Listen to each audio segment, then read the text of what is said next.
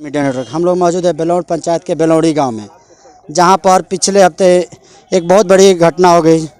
जो जहरीली शराब के चलते यहाँ मौत हुई, उसमें आए हुए हैं उनसे पीड़ित परिवार से मिलने के लिए जन अधिकार पार्टी के राष्ट्रीय अध्यक्ष पप्पू यादव, जो सामने से आ रहे हैं। हम अपने कैमरे के माध्यम से दिखाते भी रहेंगे कि यह काफिला कितना बड़ा है और वह सहानुभूति जताने आए हैं। और यहाँ के वर्तमान पार्षद भी आए हुए हैं, छोटे लाल यादव जी, और इनके पीछे जो गाड़ियों का काफिला वह जन अधिकार पार्टी के राष्ट्रीय अध्यक्ष पप्पू यादव के लिए है। हम आगे दिखाएंगे। वो पीड़ित परिवार से मिलने आए हैं, सहानुभूति जताने आए हैं, और सरकार के ऊपर वह क्या बोलते हैं अभी हम जानते रहेंगे और आपको दिखाते भी रहेंगे। सवाल समझ में नहीं आता कि शराब बंद है या क्या है। पुलिस भी इन्वॉल्व है, थाने इन्वॉल्व है, पुलिस के पदाधिकारी के वरिष्ठ लोग इन्वॉल्व हैं, नेता इन्वॉल्व है, प्रतिनिधि इन्वॉल्व है, माफिया इन्वॉल्व है, और छोटे छोटे बेरोजगार लड़के हैं। सबसे ज़्यादा है बिहार में इकोनॉमी का ह्रास यदि हुआ है। एक तो आप हमारा सारा इकोनॉमी आप बाहर ले जा रहे हैं, उत्तर प्रदेश, झारखंड, बंगाल, नेपाल, हरियाणा। तो जो लोगों का पैसा बिहार में रहना चाहिए वो तो बिहार से बाहर चला गया। दूसरी चीज़, हमारा पैसा जो सरकार को जाना चाहिए था वो भी बाहर चला गया।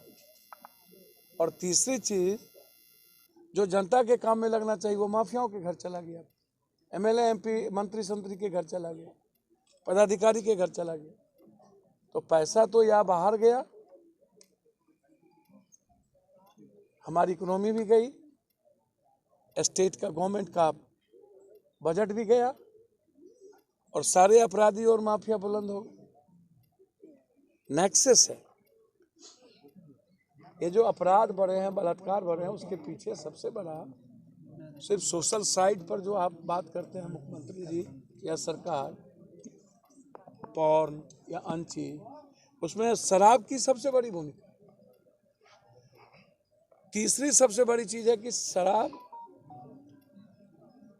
कौन बेच रहा है उसकी खबर यदि कोई दे दिया, या तो थाना उसको फंसा के जेल भेज देगा, या नहीं तो फिर थाना कहेगा उसको मार देने। सर मेरी बात पहले सुनिए गौर से। कोई डर से बोलता नहीं है कि शराब कौन बेचता है, क्योंकि थाना मिली भगत तो वो बोलेगा किसको। यदि बोल दिया तो थाना उसे ही किसी शराब के बोतल में जेल भेज देगा। जितने माफिया हैं और जितने बड़े बड़े ब्रोकर हैं वो जेल नहीं जाता है। डेली हजारों लाखों करोड़ की शराब बिहार में आती है। तो शराब बंद क्या है? जब हम शराब पकड़ ही रहे हैं, शराब में बंद मर ही रहा है, शराब डेली आ ही रहा है, और हमारी रेवेन्यू खत्म, कोलैप्स की हो रहा है, हमारे लोग मर रहे हैं। अब आप हमको बताइए कि एक बच्ची जिसके न भाई है न बाप है, उसकी शादी कैसे होगी? सरकार कहती है पैसा देंगे नहीं, शराब से मरा है, और उल्टे आप जेल भेजते हैं। तो पप्पू यादव को उस बच्ची को 25,000 रुपया उसके शादी के लिए देना पड़ा। यहाँ पर 3 ऐसे फैमिली थे जिनके छोटे छोटे बच्चे थे। अब उनकी जिंदगी कैसे जाएगी? तो मैंने कहा या तो आप सब्जी का दुकान कर लीजिए या तो अंडे का दुकान कर लीजिए, 10-10 हज़ार रुपया आप मदद रख लीजिए। तो अब आप उसकी लाइफ क्या होगी? एक तो सरकार यहाँ गंभीर नहीं है, दूसरा रेवेन्यू के प्रति गंभीर नहीं है, तीसरा अपराधी माफिया और नेताओं का पूरा घर भर रहा है, और चौथा जो पदाधिकारी हैं और थाना है वो इन्वॉल्व है सही कामों में, उसकी दिलचस्पी नहीं है, और टोटल शराब बेचवाने में दिलचस्पी है। तो अपराध और अपराधी रुकेगा कैसे? बलात्कार के जो घटना बढ़े हैं उसमें भी शराब का सबसे बड़ा भूमिका है, सिर्फ पॉर्न की भूमिका नहीं है। तो हम तो सरकार से मांग करते हैं कि एक बार सरकार को चाहिए था कि इस पर पुनर्विचार करें, सरकार रेवेन्यू को बढ़ा दे। शराब के कुमार तो बिल्कुल एकदम मौन साधे हुए हैं। मेरी वो बात कह रहे हैं कि शराब से तो किसी की मौत ही नहीं हुई है, उनका अधिकारी यहाँ पे कहते हैं। देखिए, मेरी बात आप गौर से समझिए। बलात्कार के केसेस को वो नहीं मानते हैं, जो भी पोस्ट मेडिकल रिपोर्ट आता है, उसमें बलात्कार निगेटिव कर दिया जाता है सिविल सर्जन के द्वारा। और शराब के मामले में जब आप कोई रिपोर्ट ऊपर करिएगा तो उसका एक पीरियड होगा, उसके बाद आप यदि उसको जांच करवाइएगा तो उसका पीरियड खत्म हो जाएगा। और ये करता कौन?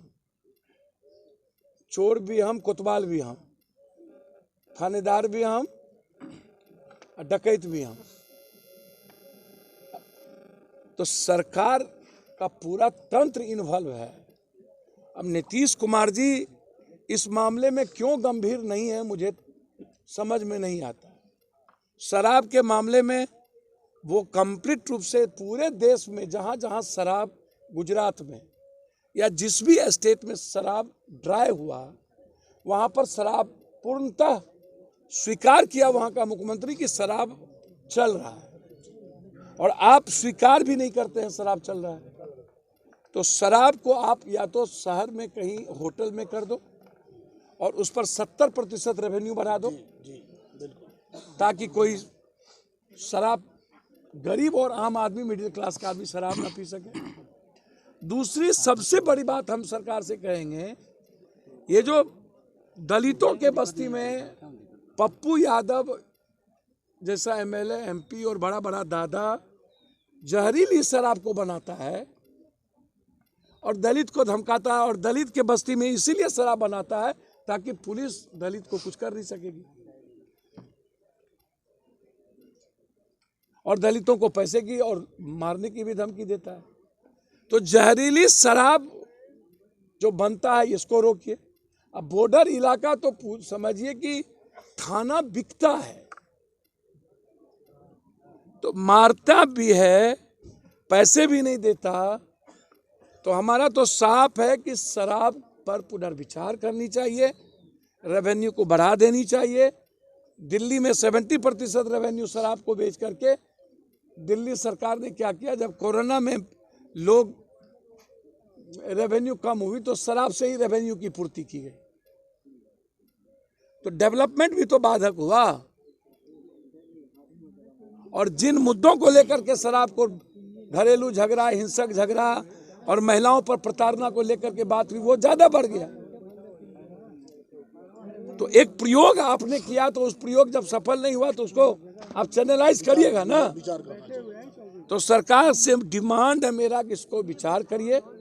ब्लॉक में 1, जिला में 4, शहर में, गांव को कंप्लीट पागल कर दीजिए। देसी शराब पर बैन कर दीजिए और शराब पर 70% रेवेन्यू बढ़ा दीजिए, और बाहर के शराब को आप रोक दीजिए। बहुत क्लियर है। तो आपकी पुलिस बाहर के शराब को रोकती नहीं है क्योंकि उससे इनकम। सर, जहरीली शराब के चलते लोग यहाँ मरे हैं, इसका जिम्मेदार कौन है? क्योंकि बिहार में शराबबंदी है, उसके बाद भी लोग मर रहे हैं। भैया, कोई भी, जब नीतीश कुमार ने यह शराब एक्ट को लाया था तो उन्होंने कहा था कि डीएसपी भी जेल जाएंगे, डीएम भी इसके दोषी होंगे, एसपी भी दोषी होंगे। शराब जब से बंद हुआ कोई एसपी, डीएम जेल गए? मेरी बात सुनिए। थाना प्रभारी को सस्पेंड कर दिया गया। एक सर, थाना प्रभारी तो पहले ही 100 करोड़ कमा लिया है, या 1-2-4 करोड़ कमा लिया है, तो 15 दिन सस्पेंड रहेगा और फिर 20 लाख देके कोई दूसरा थाना चला। यहाँ पर आए दिन छोटे तस्करों को पकड़ा जाता है और बड़ी खेप फैला दी जाती है। इसमें भैया मेरा छोटे तस्कर तो कोई है नहीं, इसमें लड़के बच्चे जो 400-500 रुपया कमाता है, जो बेरोजगारी स्थिति है बिहार की, उसको आप 900 रुपये में, 800 रुपये, 700 रुपये में एक बोतल, 1300, 2400, 2200 रुपये में एक बोतल पहुंचाना, तो उसमें उसको 100 से लेकर के 300-400 रुपये बच जाता है। तो आप उसको या तो पीने वाले को पकड़ते हैं या नहीं तो शराब तस्करों के द्वारा, माफियाओं के द्वारा जो डिलीवर बॉय है आप उसको पकड़ते हैं। तो डिलीवर बॉय को तो आप पकड़े, जो बड़े बड़े करोड़ों अरबों में ट्रक से ट्रक आता है, गोदाम जिसका होता है वो लगभग गोदाम नेताओं का है, आप समझ लीजिए। अब गोदाम पे जो सिपाही रहता है गोदाम पर, उसको जेल में ठूस देता है, पप्पू यादव का गोदाम है, हमको क्या हुआ, तो मेरा, हम तो थे नहीं, गोदाम पर सिपाही था, उसने गलती कर दिया। थानेदार क्या करता है कि उसको जेल भेज देता है। पता चला कि 15 दिन में शराब में लॉ आ गया है कि 15 दिनों में आप कंप्रोमाइज एटीट्यूड रखिए या उसको बेल मिल जाना है। तो भैया जब एक तरफ से थाना को 2, 4, 5 करोड़ 10 करोड़ रुपया मंथली इनकम आता हो, माफियाओं को आता हो और पैसा देके गाड़ी छुट्टी जाती है और गोदाम नेता का पकड़ाता नहीं है, बड़े बड़े माफियाओं का पकड़ाता नहीं है, तो दुनिया मस्त है। तो हम तो सिर्फ चूंकि ये डेथ कर गए थे, हालात अच्छे नहीं हो परिवार की थी, हमें खबर मिली, हमारे लगातार छोटे लाल जी, अरविंद जी, जिला परिषद प्रेशर पर प्रेशर दोनों आदमी दे रहे थे कि भाई एक बार आप इसको देख लीजिए। क्योंकि हम लोग का चुनाव था और 5 महीना तो मारने की साजिश थी हमें, तो कोरोना और लड़ाई आर पार थी, एम्बुलेंस एंड ढोना, अबालू, पूरा का पूरा remdesivir and oxygen cylinder and माफियागिरी। आपके स्वास्थ्य मंत्री जो सिवान के ही हैं, जब हम वहाँ गए सिवान में एक भी वेंटिलेटर और पैक नहीं था। और मैं बख्शूंगा नहीं आपके मंत्री को, लगभग इन लोगों के पैसे इन्वॉल्व है। स्वास्थ्य मंत्रालय 5-6 मंत्री ऐसे हैं जिसके पैसे बड़े बड़े नर्सिंग होम में इन्वॉल्व है, जिसको मैंने चैलेंज किया था 7 लाख 12 लाख जिस नर्सिंग होम गए थे। तो हम छोड़ने वाले हैं थोड़ी। ये 5 महीना जबरदस्ती जेल रख लिया, कोर्ट ने भी हमारे केस को आने नहीं दिया और मारने की पूरी साजिश भी 4 हाथ में रख करके, सांप उसी रूम में था, मूसा उसी रूम में था, प्रभावित किया गया सब चीज़ों को। तो आप पप्पू यादव के शरीर को रोक लीजिएगा। हमने कोरोना में मरे हुए जितने फैमिली थे बिहार में जिसका माँ बाप मर गया, 1 साल का भोजन और 10,000 रुपया सबको हम भेज दिए, सबको। सरकार की जिम्मेदारी थी 4 लाख रुपया भेजने की, लेकिन मेरी वो औकात तो है नहीं, छोटा सा आदमी हूँ, सब बिकन गया, घर द्वार भी बिकने वाला है। तो मेरी औकात जितनी थी उसमें जिसके जिसके माँ बाप मर गए, 1 साल का राशन पूरा खाना का और 10,000 रुपया उस फैमिली को, ताकि वो सरवाइव कर सके। तो हम पहले ही आते, शराब की लगातार बढ़ रही घटना के बाद और हिंसक स्थिति और बलात्कार की घटना के बाद निश्चित रूप से यह लड़ाई बड़ी जोरों से बढ़ेगी। लोग सियासत और जात की राजनीति करते हैं, मस्त है। कौन मरा कौन हरा, बाढ़ में कौन गया बूट लादने, किसकी माँ मर गई, सांप का दवाई नहीं मिलता है, कोरोना के शमशान में कौन बढ़ेगा जिएगा, कोई मतलब नहीं। बस सत्ता और सियासत की घिनौनी खेल, पक्ष और विपक्ष दोनों का नंगा खेल इस तरह है कि बिहार के 12 इतना बड़ा कांड हुआ शराब का और 5 लोग मर गए, एक व्यक्ति अंधा हो चुका है, विपक्ष भी चुप है, ये समझ में नहीं आ रहा। सैया भेल कोतवाल तो अब डर काहे का, चित भी मेरी पट भी मेरी।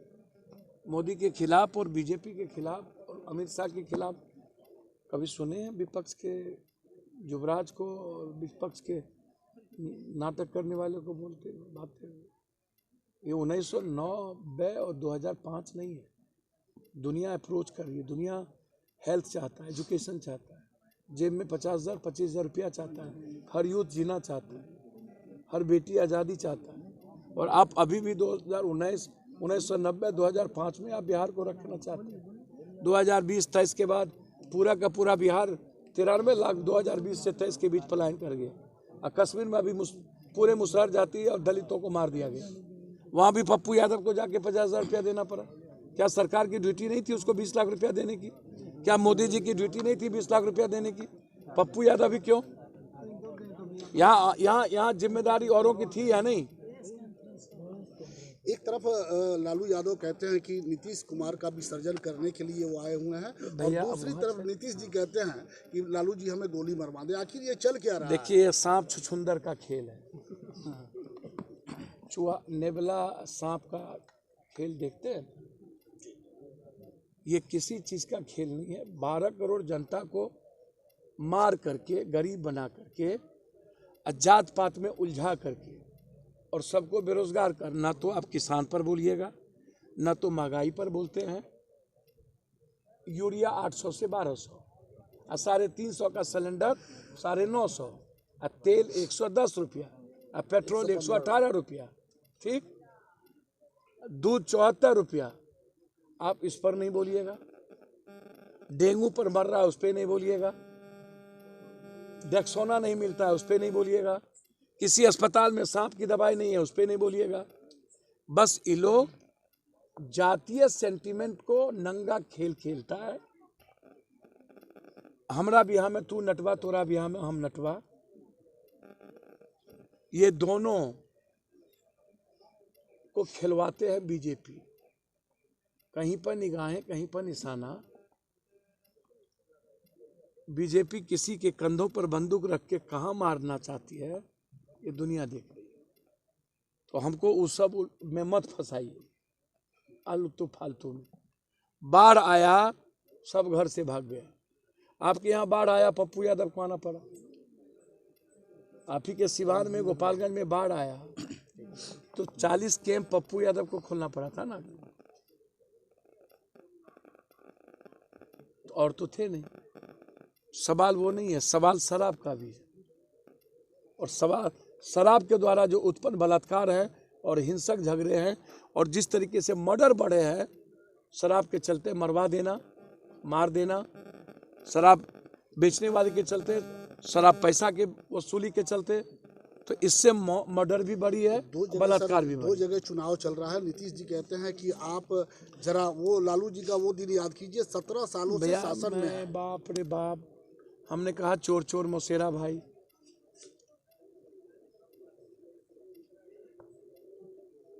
पहले अपराधी अभी माफिया। इस बार जनता क्या किए पता है? 90% माफिया, अपराधी, मुखिया सबको हराया। बड़ी भला लोग को कुछ बनाया, यूथ लोगों को। तो इसको क्या माना जाए कि जनता पहले से ज्यादा जागरूक हो चुकी है? जो एक्सट्रीमिस्ट के साथ एक्सट्रीमिस्ट का काम करेगा और जनता का पैर हाथ छुएगा, उसके बीच रहेगा, सर्वाइव वही करेगा। वो गया जो छोटे छोटे बच्चे 18 साल 16 साल की लड़कियां 11,000 ला के चुनाव जीती है। मेरे जितने जिला अध्यक्ष चुनाव जीते हैं 34,000 20,000 में चुनाव जीते हैं, समझे। तो अभी मेरा एक महासचिव चुनाव जीत गया, छात्र, युवक। कितना पैसा खर्चा किया जरा पूछ लीजिए। साधारण सा लड़का चुनाव जीत। अभी सर 2 उपचुनाव होने जा रहा है, क्या रिजल्ट आएगा? पप्पू यादव का क्या एनालिसिस है? देखिए अब सब बात यही तो अब भाई इसके बाद आपसे भेंट नहीं होगा यहाँ? भैया 2-3 बात समझिए। इन छोटेलाल जी के यहाँ आप लोग को निमंत्रण है, वहाँ और पॉलिटिकल जितना पूछना हो पूछ लीजिएगा, हम अच्छे से जवाब पता नहीं। या फिर एक समय चला ना वहाँ, चले प्यार से।